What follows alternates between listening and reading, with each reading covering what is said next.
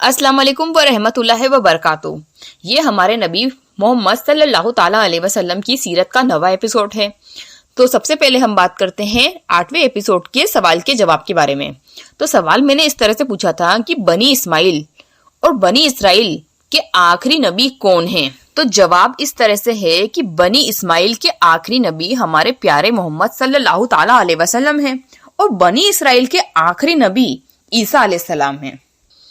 तो 8वें एपिसोड का रिकेप इस तरह से है कि अब्दे मिनाफ के 4 बेटे हुए, अब्दी शम्स, नौफल, मुत्तलिब और हाशम। तो अब हम शुरू करते हैं एपिसोड नंबर 9। तो आगे चलकर हाशम, उनका असली नाम अमरू था।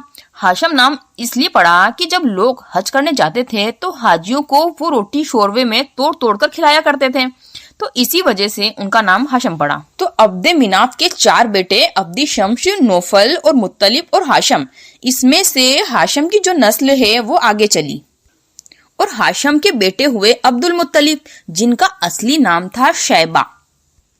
फिर आगे चलकर अब्दुल मुत्तलिब के बेटा हुआ अब्दुल्ला और अब्दुल्ला के बेटे हुए हमारे आकाए नामदार मदीने के ताजदार मोहम्मद मुस्तफा सल्लल्लाहु ताला अलैहि वसल्लम।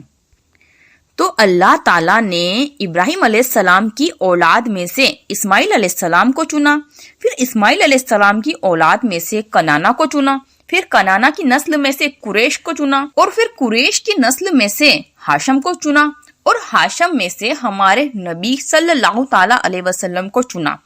ऐसे इब्राहिम अलैहिस्सलाम की नस्ल आगे बढ़कर हमारे नबी मोहम्मद सल्लल्लाहु ताला अलैहि वसल्लम पर खत्म हुई। तो अब आते हैं हम आज के सवाल की तरफ। सवाल नंबर 9।